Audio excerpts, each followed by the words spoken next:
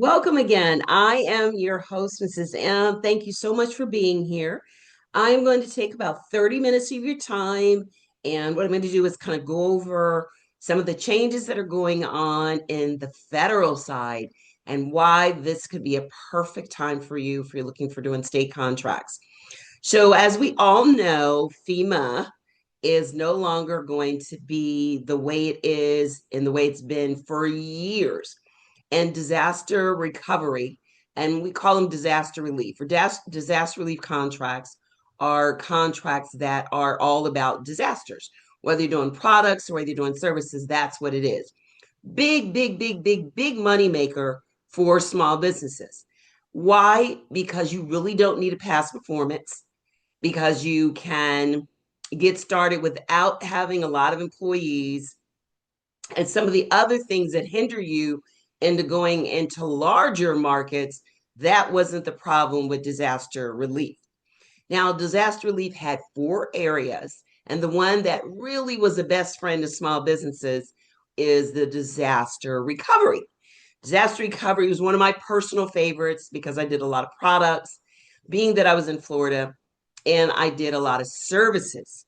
And I didn't have a team. I didn't have really a big past performance. When I was in the military, I'd done a little bit of some of the past performance. When I was in Korea, they ended up having this storm. And when they ended up having the storm in Korea, I did some volunteer work while I was in the military, and just seeing how it was involved in doing the sandbags, and that was the prep work for it. Now, as of 2025, which is everything I'm giving you is applicable to 2025. They're not spending as much on the disaster preparedness. That was one of the biggest ones in the last administration. They were looking at in the Biden administration, they spent a lot of money, or they were looking, if you, one of the things I teach my students is to go to the budget. So whenever we would go over to the budget for Homeland Security, which is where disaster relief is under, we would always see the what we were looking for when it came to the put this with full screen here. We would always go and we would always end up seeing how much money they were going to spend for the preparedness. It was a lot and lots and lots of money. So for the preparedness piece, they were spending a lot of money. Well, in this administration, they're wanting to give a lot of money or a lot of the responsibility to what? The states. So there are going to be a lot of opportunities for all of us to do state contracts, and not just only disaster relief. Now, disaster relief is preparation. It's responding right when the storm hits. It is mitigation, preventing the storm from coming, which very few of us can do. And my favorite is recovery. That's when you're there once a lot of the others have left out, and you could be there for years. There are people right now that are still in North Carolina, some of our actual team members that we know that are in Tennessee and North Carolina. And you're like, really? Even still now? Yes, even still now. I don't know if you guys remember that storm they had in Puerto Rico years ago. They're still doing roofing and work in some of those areas. So there are a lot and lots of opportunities. And the state is going to have to figure out a way to work with smaller companies like yours, because they know the larger ones that they used to work with aren't going to work anymore. Why is that? Because they're not going to get the funding.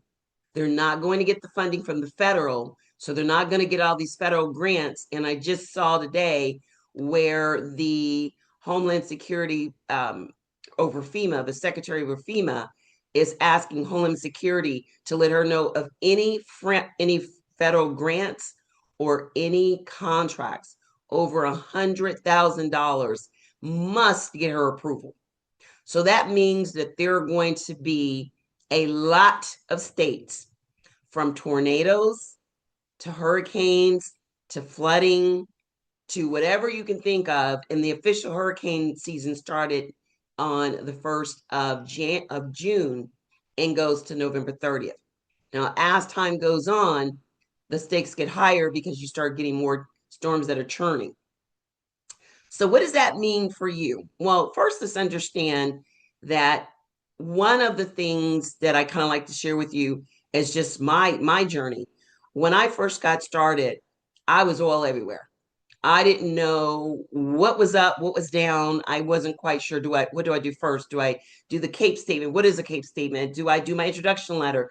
Do I do try to meet with someone by going on LinkedIn? Do I do a website?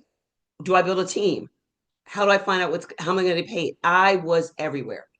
So I was scattered all everywhere because I didn't know. And the biggest problem was I didn't know where to start.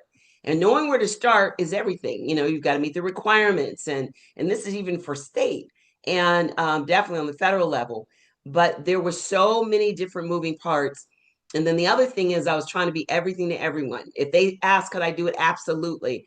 I was listening to a guy just the other day, and he was saying how he would make sure he answered his phone at 2 o'clock in the morning to prove that he was available. And that's great in the beginning, but it starts to make government buyers get a little skittish because they kind of want to know there's someone besides you. They don't want you answering the phone at 2 in the morning. They want you to have someone that's on call, not necessarily the CEO of the company answering the phone, because they want to make sure that if there's something else going on, you have the bandwidth to be able to, whether it's a subcontractor that's working with you, like the middleman, or you've got someone on call just answering the phones, and even that person might be reaching out to you, but you don't want a company to know that they're able to call you at 2 o'clock in the morning and you're answering the phone, because that may give the appearance that if there's a real emergency, you're going to be putting out the small fires and you're not going to have the bandwidth to put out the larger ones. So all of that can really give a government contractor a certain image that you don't want to give. One of the biggest problems is trying to be everything to everyone, spreading yourself too thin, having the mindset you just can't do this. Everyone else can do it but you. One of the things I love about government contracting, federal or state, is it's one of the top ways, even in 2025 and beyond, to become a six-figure business. And I always talk about six figures and beyond, pow, because that can allow you to pay mortgages, college tuition, grandkids' private school, retirement. That is what that can do.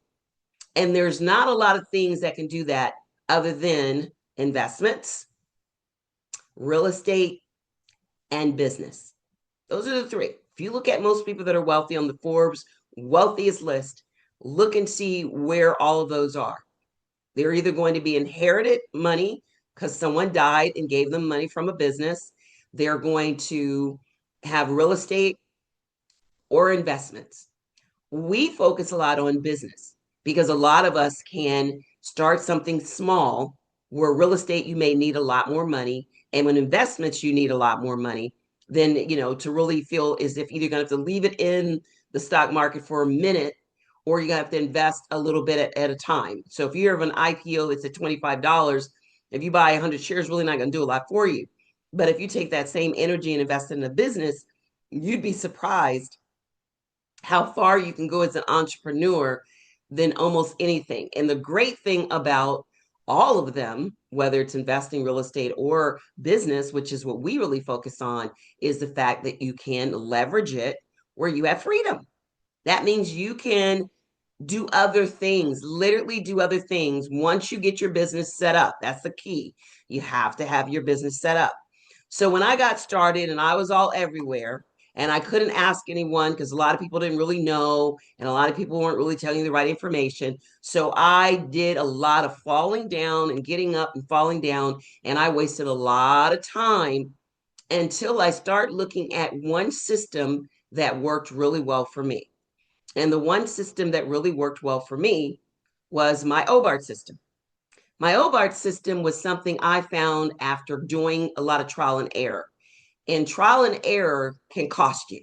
You can try something and try, and you might find yourself 2 years in and you haven't made any traction.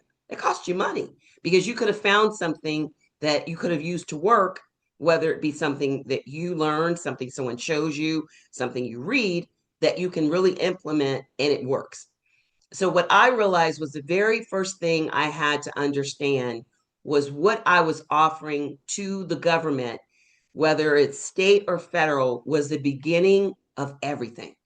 I was trying to offer 6 or 7 things, and I realized that they realize you really can't offer 6 or 7 things as a small business.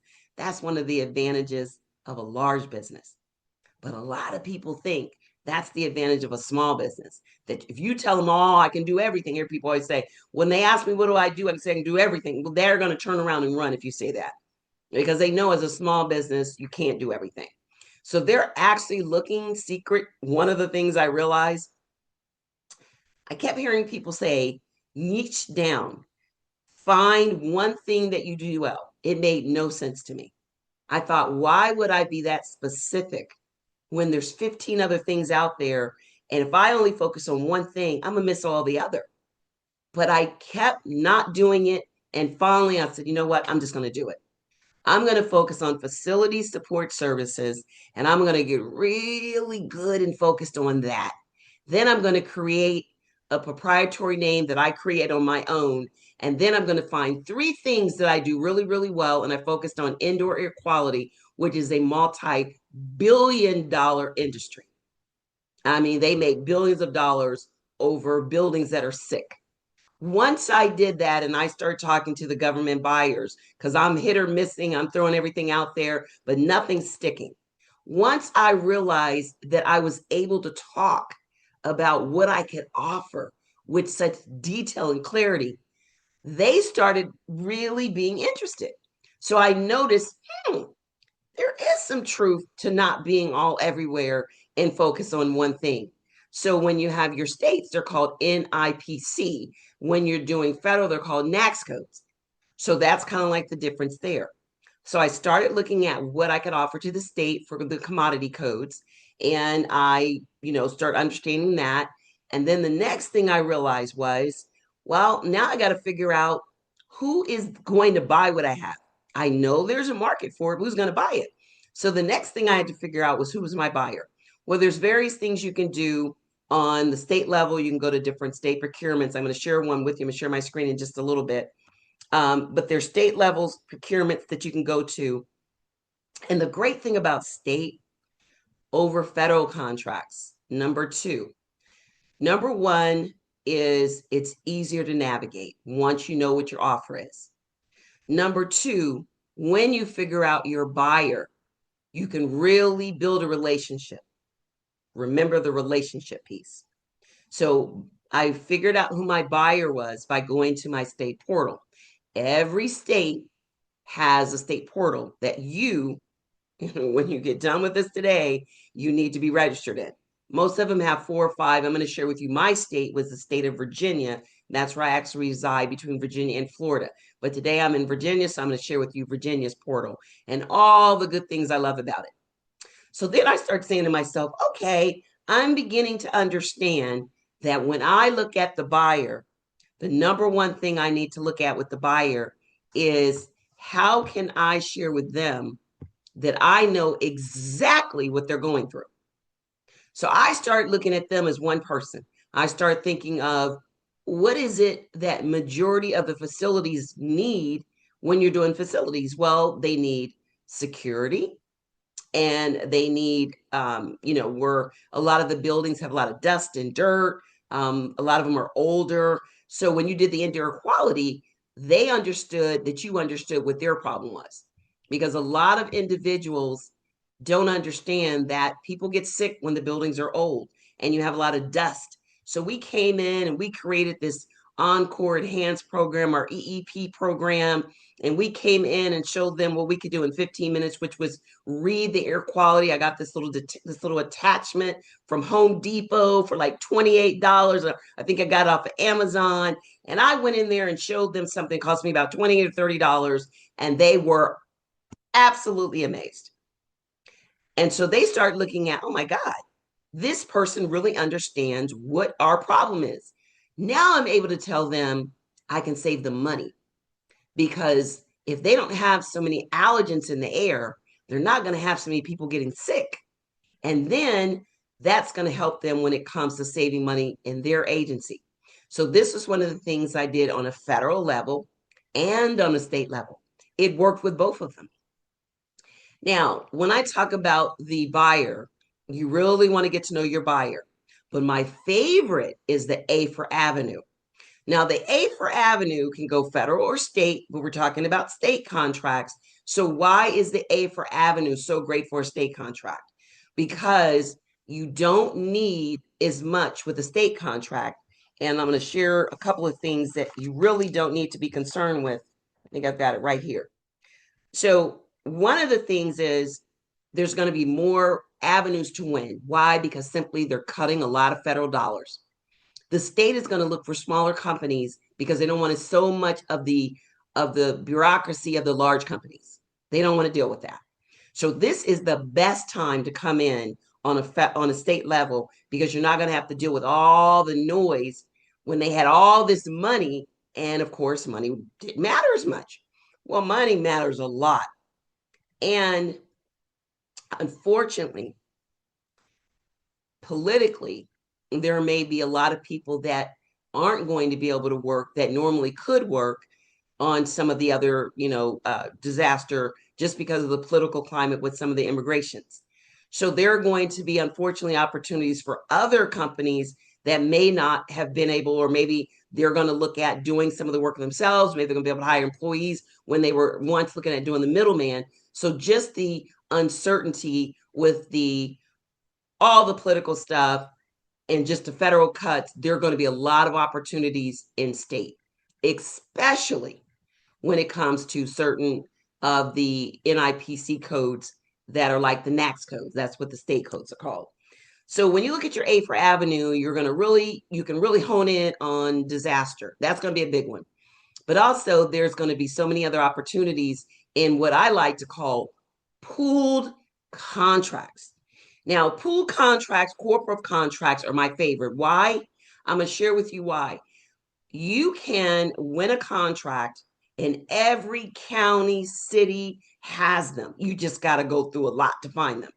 I pretty much know where everyone is in each state because I have students from different states. So we needed to find them. The advantage of your A for Avenue was when I started realizing I need to now, I know what my offer is, I know what who my buyer is. I got to figure out how I'm going to win these state contracts. And one of the things I started learning was all about these pooled contracts. So when I share with you the screen, it'll make a little bit more sense. A pooled contract is when a department in the county will pool all their money together for different things that they know they're going to have to do on a regular basis, like debris pickup, like picking up trash along the highway. That's something you're going to have to do. Picking up trash along the beach, cleaning the toll booths, cleaning the roads, mowing the grass on the highways where you see the interstate. That is going to happen all the time. Having gloves sent to prisons, state prison level. State prisons are a big one, not federal, but state. So there's so many, I could go on and on and on, but there's so many. The other thing is when we talk about our assets, that means not owning them, but when it comes to recovery, they're going to need a fleet of cars. They're going to need leasing from the state. Federal's not doing it anymore. So they're going to need a lot of some of these large prime contractors that are going to come in to work the disaster are going to go through the state to find places for them to get with hotels, find cars to rent. You don't have to own any of that, but you can have a agreement with certain places like Avis or Hertz. If you do it, of course, the correct way, you've got to do templates and all of that. But you can find that and it can work tremendously. So when you figure out your A for Avenue, one of the best reasons why this is the best time is because when you are building a relationship on a federal level, unless you're fortunate to be like me in the DC, Maryland, Virginia area, where I can go to see SBA and just catch the train and I'm 20 minutes there. You might have to fly in from Florida, or you might have to fly in from all these different places, and it's not as easy. When I did a survey with my students that have won hundreds of thousands, or some have won even 85 million, the one thing they said that they really, really, really liked when I talk about was the relationship piece and what that meant. Relationships are everything in business, and especially with government, especially with government. So when you're building the relationship on a federal level, you're doing a lot of Zoom, you're doing a lot of things like that, phone calls, emails. But when you're building it on a local, county, region, state level, you have an advantage like you wouldn't believe, because now you can actually go to an industry day and you can build the relationship right there. You can actually go into that person's emergency management office, which every state has, and you can build the relationship right there. You can actually nurture and cultivate that relationship and speed it along, because you better believe these states are going to be speeding it along a lot faster than you ever could when you've got to do it on the state level. You've got to go through so many layers to get to who you need to get to. So one of the advantages with your A for Avenue leads to your R for relationships. And one of the frameworks that I teach is my OBART system, which you're kind of getting the numbers or the letters, O for offer. I narrowed down my offer. And once I narrowed down my offer, I was able to see everyone that came to me already knew what I did. And I became the expert go-to company for that. That's what's narrowing down your offer does for you. And then adding your signature offer, which is what I teach my students. And then you just want to create a signature offer that's going to save the government money, time, and be able to give some percentages based on doing that. The other thing is, I really figured out who my buyer was. I knew this is my buyer, this is their mission, and that's what you can do with state. It's so much easier to go into a state portal and you know the mission of your state: infrastructure, safety, public aware. I mean, there's so many missions that you can be involved in. Health and wellness. The next thing is my avenue. How do I want to win that state contract? Do I want to win that state contract by doing a no bid? A no bid is one of my favorite, because a no bid means you don't bid. And there's so many opportunities because almost everyone is looking at the 100,000. I focused on, when I first got started, on those 25, 30, $50,000, but I got several of those. Nobody's looking at those. So I'm getting a 10,000, a 20,000, a 25,000, and I'm just knocking it out the park because I'm doing 2 or 3 of those. So it's not always necessarily the large ones. It's the smaller ones. And what I realized was the smaller ones I got to keep more profit. So I had a large one, had a lot of moving parts with all the vendors, employees, and equipment that I had to buy. You know, thought you had to buy new equipment, or they're using their equipment and they're going to charge you more, talking about the middleman if you get someone to do the work. But when I started getting the smaller 25,000, 35,000 jobs, it was amazing because it was so much easier. It was so much easier for me to see the profit because it wasn't so much overhead. So that's one of the advantages of when I was doing state contracts. And I like both. But right now, you may have to kind of look at what's going to be more advantageous. Don't ever give up on federal, but understand that anytime in business, you're never going straight. You're going to go straight. You're going to turn. Sometimes you're going to come back a little bit. Then you're going to go, and it's never a straight line. Never, ever, ever. And no matter what someone tells you, there's going to be terms, but the people that get to the finish line and actually have a successful business, that they end up making up towards billions of dollars, hundreds of thousands of dollars, selling it, or letting someone else run it, where they're getting the money in and they're doing what they want to do. Those are the ones that look at all of the things they did, and they really appreciate the fact that they stayed the course because of the fact that it ended up being a great fit. So now that we know there's several ways to win for an avenue, and we know that the big advantage is the relationship you can build on a local level. The other advantages are you don't need as many past performances. You can get paid quicker. You can build a relationship with the vendors, because sometimes if you're doing a job in another state, I've done that. And sometimes you got to really vet them to make sure that they have the qualifications they say they do. And usually you don't know that unless you see it. Like I'm one of those, I got to put my eyes on it. I got to see the work because my reputation is at stake. My company is the one that the contract's in. So a lot of times, the best fit that I like are two things when it comes to state contracts.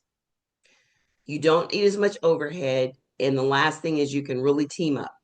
One of the disadvantages people think with state over federal is with a federal contract, you can go on sam.gov. And if you have your cage code, you can find a federal contract in Nebraska and you can be in Florida and you can do that contract without having to have a business license in Nebraska. If you're doing a state contract, you must have a contract, you must have a business license in the state you're wanting to do business with, unless you do the last part of my framework, which is the T for teaming. I teamed up with so many people. My students have teamed up with so many people because we have people that get on Facebook group. We have accountability pods.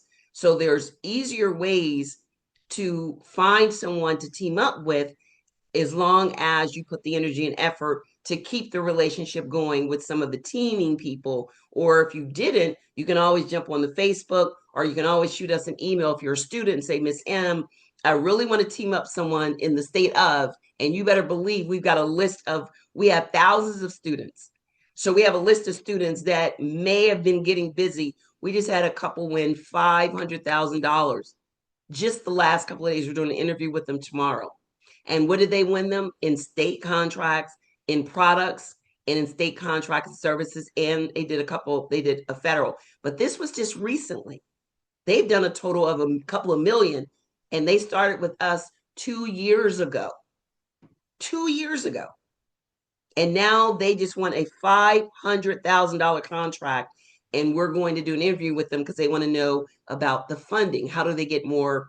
How can they do invoice factoring, which is, I think last week we did it all about funding. As you start to grow, you want to know more about how you get that money in. So that's one of the great things that they implemented. Some of the things I'm sharing with you guys, and I'm giving you the high level, not the eye level. The eye level is, of course, all the little details. Like what kind of template do you write up? What do you say? How do you find those opportunities? Now, one of the ones that I love, and this is where we're going to share the screen, is what we call cooperative purchasing offers. Cooperative purchasing, every county has one. Sometimes they can be a bit challenging to find, but what that means is it gives you so many opportunities because there's so many different companies that are like, they may need 7 companies. So that's 7 opportunities for you to end up on that pool contract. They may need 15 small businesses. That's so much easier than one. So the corporate the pool contract or corporate agreement could be worth 2 million. And now you're getting a chance to be a part of it, and they're going to divide it up, and you might be doing debris management. So you might do mile marker, 100 to mile marker 125 or something. Someone else does 126 to 175. But that is what is so neat about state contracts. Now, do they have pooled contracts on a federal level? Yes, they do. That's usually what GSA is. Now, we do teach people how to get on the GSA schedule, but a lot of times you have to have at least 2 years, and there's some other things you need. So that's what it looks like. I'm going to share my screen in just 1 second. I'm going to share it in just 1 second. I haven't shared it. So I'm right here just kind of talking, but I haven't shared the screen, but I will bring this up for you guys. So hopefully you can see it. But what I was simply saying was that there are so many opportunities, and I'm going to share with you one of the things I love when it comes to state contracts. And as I was saying, when we look at all the case studies and things we've done, and I give you, like I said, my biggest thing was what I talked about. And no matter what I looked at, I had to come back to this. So when I looked at my framework, I know you're probably thinking, well, you did it, Miss M, but it's going to be hard for someone else to do. No, It's not, because when you follow a system and a certain framework, it definitely has worked, and it's definitely worked for hundreds of, we've had thousands of students. So you can create the idea of what are you going to offer, who are you going to buy it to, who's going to be your buyer in the state level, how you want to win. And I gave you several ideas with that. Relationship building is so important. And on the state level, it's so easy. Find industry days. You want to go onto your state portal. I'm going to show you mine. There's always one. I know Florida, it's called Marketplace. I'm going to show you Virginia, it's called EV, like for electronic Virginia. Everyone has one. And they're going to send you all these bid opportunities if you sign up for your state. So that's the first thing you want to do. And then you want to start thinking of the number one way you build relationships is in person. And the number one way you get to meet them in person is what you say in the email. So you want to send an email first. You never, ever want to just show up in person. And you really kind of don't want to call. That is something you try not to do. The best way to take them from a cold lead to a warm lead is a phone call. And that phone call is what leads to them saying, I want to meet you in person. Because remember, if you're doing state level, you can meet them on a county level. I suggest doing county contracts first. County contracts individually, or what my favorite are pooled contracts, using the same formula, the OBART system. So the OBART system works in any government contracting, because if you're not winning a government contract, it's one of these five things. Your offer isn't good. You don't know enough about your buyer. You're not winning the right way, because with the way you're trying to win, you need a team. You need past performances. So you, of course, want to look for any contracts 30K and under, especially on the state level right now. 30K and under is where you kind of want to stay, no more than 50. You absolutely want to come up with some templates for email scripts and writing emails. And then you definitely want to look at how and what you do with your teaming partners. So after I figured this out, I was able to, like I said, if I'm not winning, it's one of these five reasons. I'm not giving enough value. I'm not connecting with my buyer where they feel like I know what I'm talking about. I'm not a good fit for the type of way I'm looking to win. I don't have and don't know how to connect relationships, and I'm not knowing how to build the teams. Those are the reasons why. So we always have that internal thing like, I can't do this. And then you figure out, yes, you can. And then you have, well, I probably can if I follow that OBART system. But what if, then there's the fear. There's always that what if. What if I put a bid out and I win and I don't know what I'm doing? Or what if I go out there and I hire a team and they don't do what I say? I thought of every what if you can think of. I've been doing this for 28 years. There's not a what if you can think of I hadn't thought of. And the majority of the time it's because you don't know. The fear is what holds you back from doing it. Because you can think of 50 things. Your mind just starts to race. But what if you get it right? What if you end up winning not a $500,000 contract, but a $5,000 contract? Just enough to get your whistle wet to give you that, oh my God, I really won. I have a business that made me $5,000. Or maybe you are at the level that you want to win a $500,000 win. You might be there. So I just know that these are our teams. We've been doing this for a while. We've been having great success with our training, our VIP students, our lunches. We do so many things. This was recent, last couple of months, and we had a team come in and do teaching. And we just always have such a great time, because the culture of, I'm so blessed to have the culture of the people that are around me, my team and everything, and just the students and clients that come about, always are just good people. So this works for anyone. And now I'm going to share with you the actual corporate pool contracts that I was speaking of. And then if anyone would like to know what I offer as far as on the state level, we do have a workshop, not a course, but just a workshop. We do have a state course, but this one's my favorite, for getting involved with state contracts. So I'll share that with you if you really want to know how to really get involved with state contracts to win. This is going to be definitely one of the best times. So what you want to do is you want to, and if you're offering for federal, but don't allow all the noise to think to have you think people are winning. People are winning. We're going to do an interview tomorrow with one that just won 500,000. I don't do a lot of interviews with my people because they're private, not private. I don't like people knowing exactly, but they want people to know to give them hope, and that's great because they're knocking it out the park. This is the second $500,000 contract they won in less than I think a year. I think they won a 300,000 one from January, and they just won this one a couple of weeks ago. So this year they've won $800,000. So you cannot tell me that no one's winning. They are.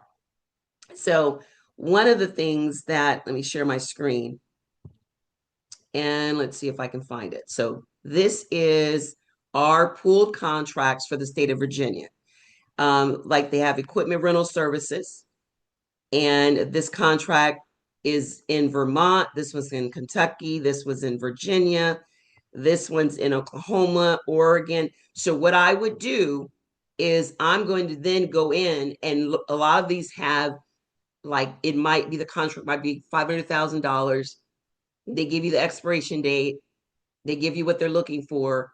And what I love about it is you've got 9 or 10 options to win because they got 10 line items that they need people for. So I love it because it's not just a one and done.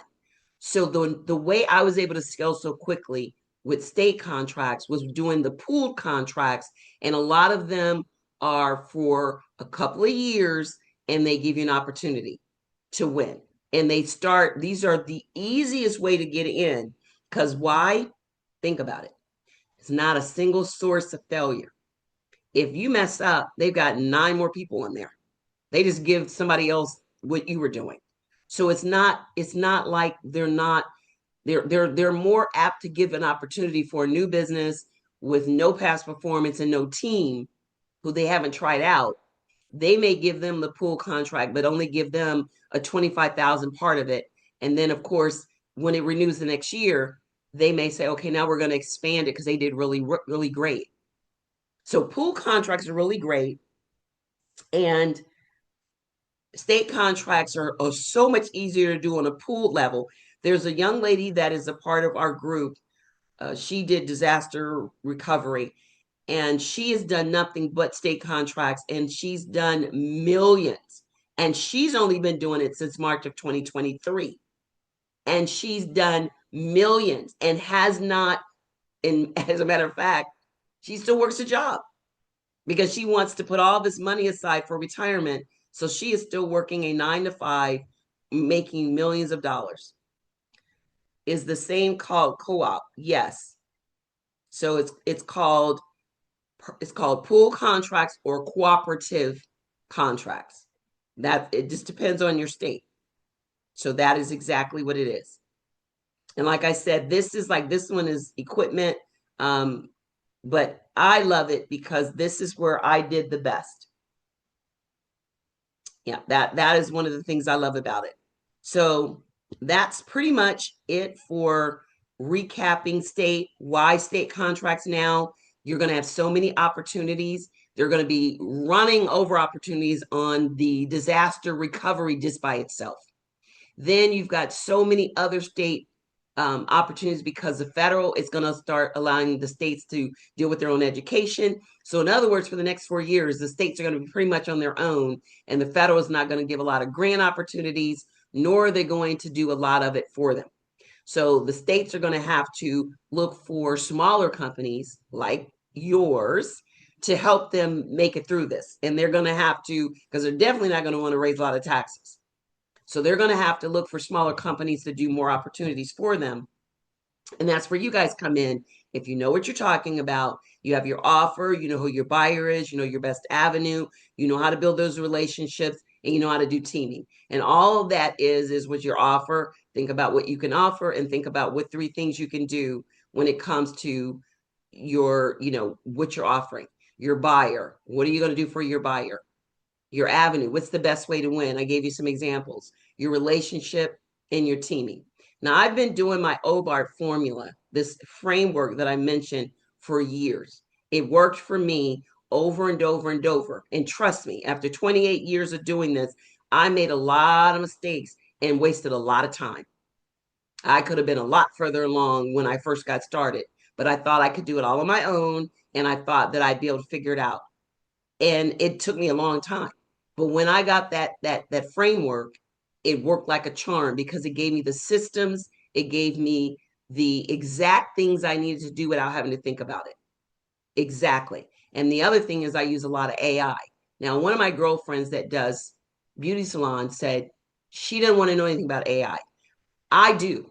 I don't think we're going to be able to exist in our businesses without it.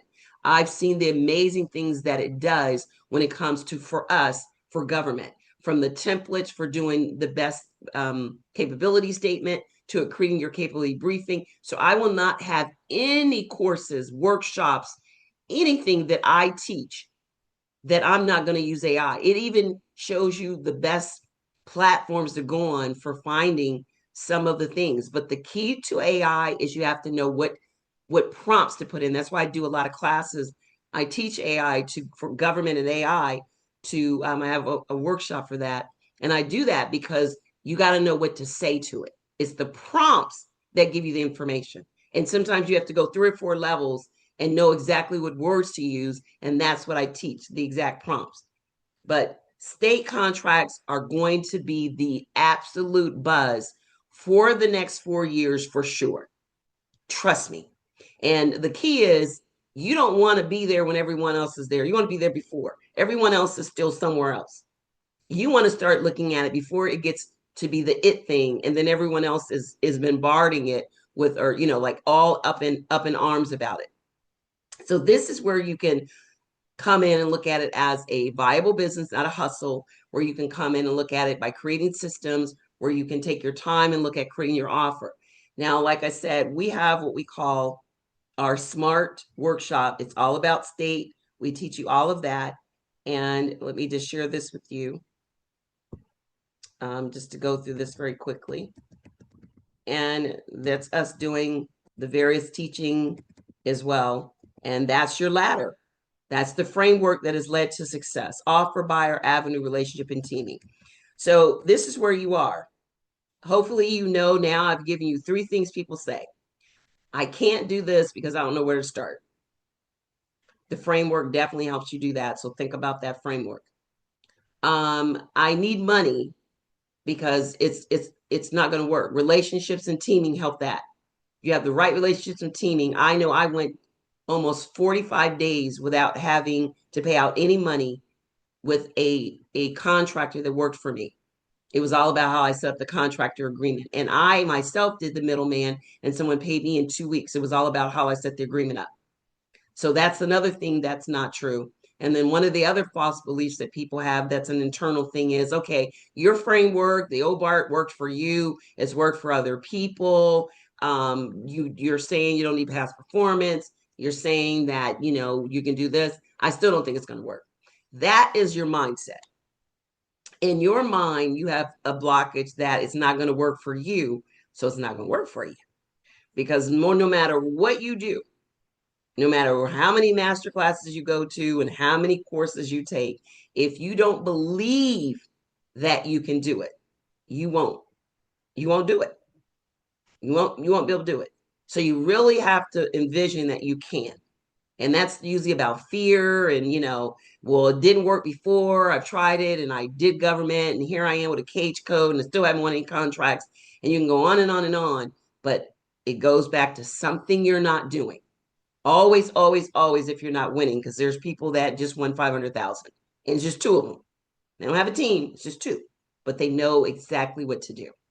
So hopefully you can think of it, because I really, really want you guys to get a chance to win some contracts, because it's a world out there beyond what you could even believe. So for anyone that's interested, we do offer our state workshop, and we go into the no bidding, the middleman, the federal, and all about the asset workshop, that model. This isn't the course, this is the workshop. I do have a course as well. And this is for 2 weeks. You get our bid platform, small accountability groups, resource vaults like our app, on-demand training, lifetime access, live coaching from me.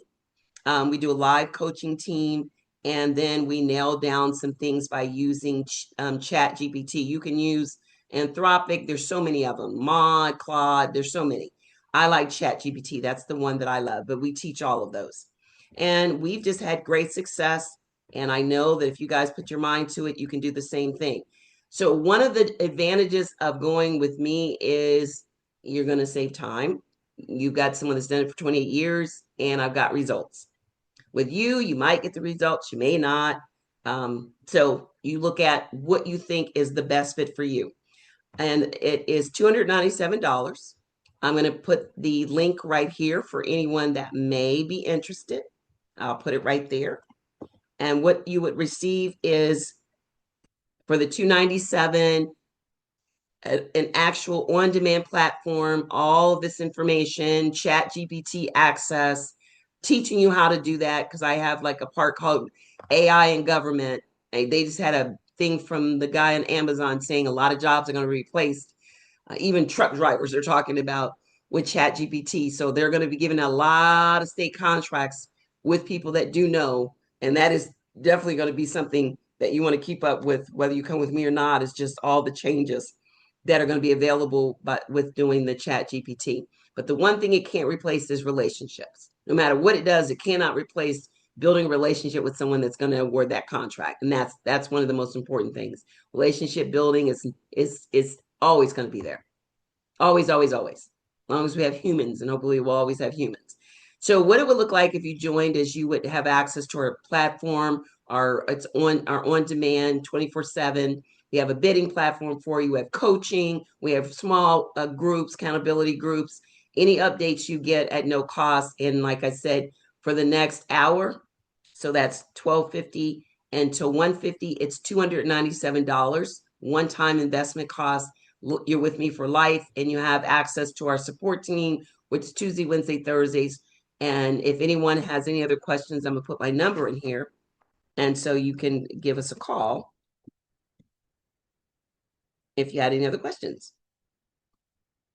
So it's called our Smart Workshop, and it's all about state, showing you where the pool contracts are, how to find those, how to get those, how to use AI, how to get the disaster recovery. The bid platform shows you your state contracts, and the online platform shows you all the things you need to do. You can stop it, pause it, go back again and again, and then to reinforce that, once a month we do a live, and you can attend the lives as many times as you like. All of that for $297, and that's what it looks like here.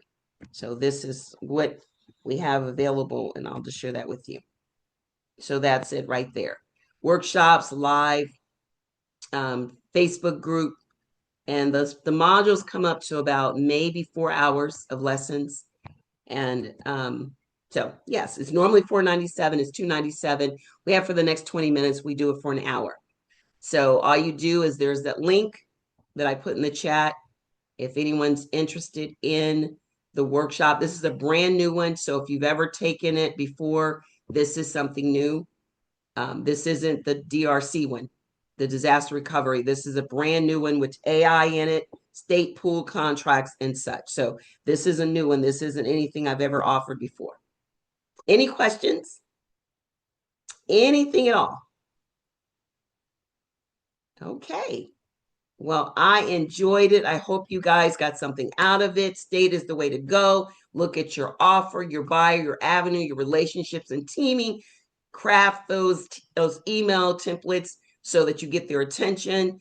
Come up with a proprietary name. And if you'd love to come with us where we can help you do that, that is something. And let's see, I have a question. Thank you, Nadine. See you later. You guys have a good one. Bye-bye.